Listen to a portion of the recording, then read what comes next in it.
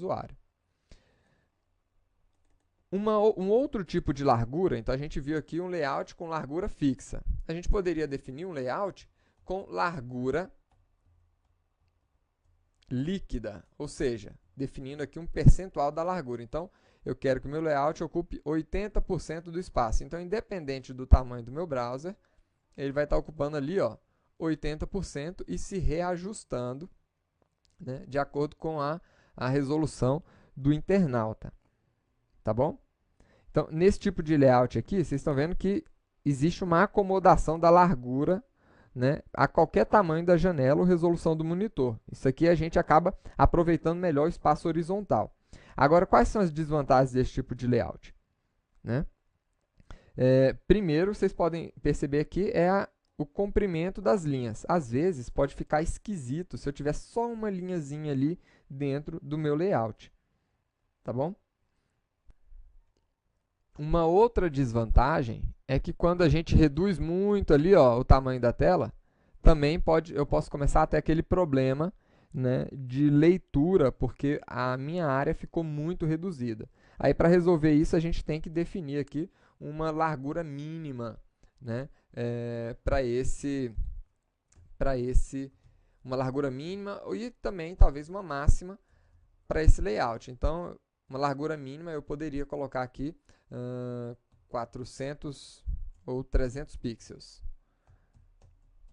Né? A gente poderia definir uma largura mínima, então ele vai ser elástico até o momento que ele chegar naquela largura mínima. Chegou na largura mínima, ele começa a colocar a barra de rolagem ali para a gente, como vocês estão vendo.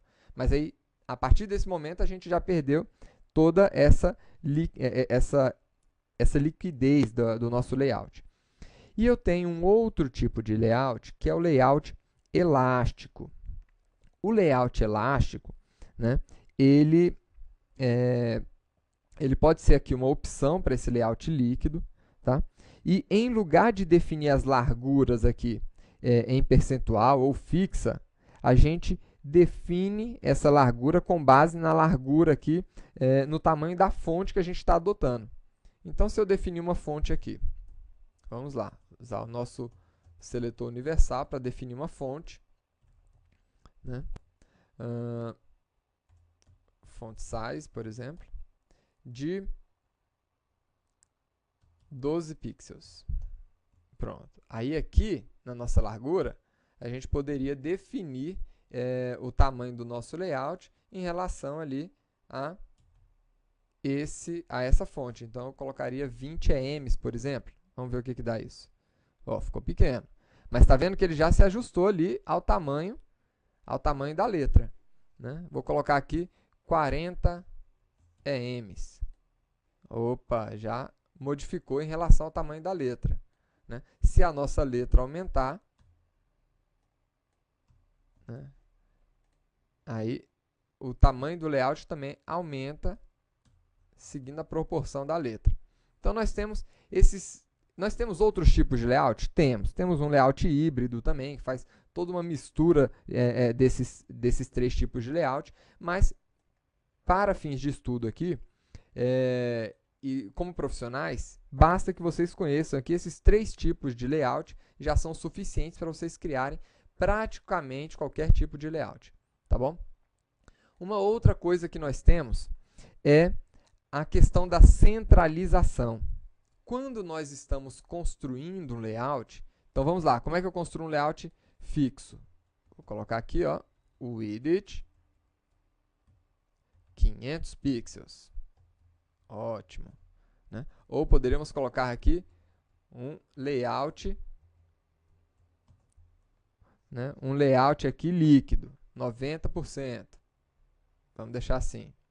Né? O que acontece, né, na maioria das páginas? Na maioria das páginas, você vê elas centralizadas aqui dentro do browser. Olha aí. Aqui está centralizado, centralizado, centralizado. Então, existe sempre uma centralização do layout. Né?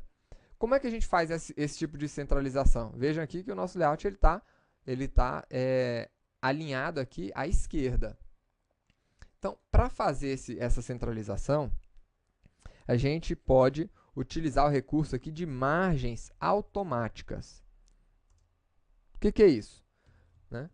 Com a propriedade margem, a gente pode definir as margens de um elemento. Então, eu posso definir que em cima ele tem uma margem 0, por exemplo.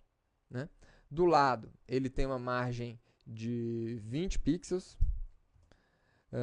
Do lado direito, né? Embaixo eu vou colocar uma margem 0 também. E do lado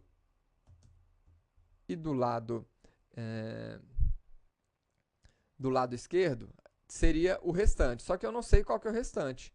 Né? Qual que é o restante? A gente não sabe. Por quê? Porque esse restante aqui vai depender, na verdade, da largura do browser do internauta aqui. Então, para isso, existe a possibilidade da gente definir as nossas margens da seguinte maneira. 0 pixels acima, eu coloco a palavra-chave alto, né? Que ela vai fazer o que, essa palavra-chave alto? Ela vai pegar o espaço que sobra aqui entre o elemento, né, e a largura total do browser, então sobrou esse espaço. Aí ele vai dividir por 2 esse espaço aqui e vai colocar metade desse espaço para o lado direito e a outra metadezinha para o lado esquerdo. No final, o efeito vai ser a centralização da página. Vamos ver aqui, olha aí.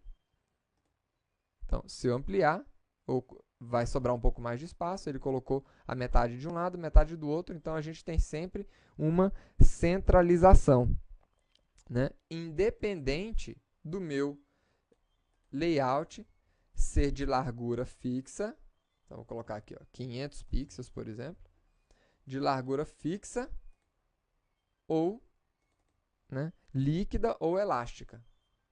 Tá? Então, essa é uma aula aí de introdução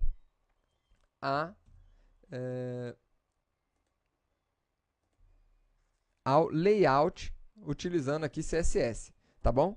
Na próxima aula a gente vai evoluir um pouco mais isso e começar a entrar nos layouts, né, com 2 colunas e 3 colunas, tá bom? Até a próxima aula, pessoal.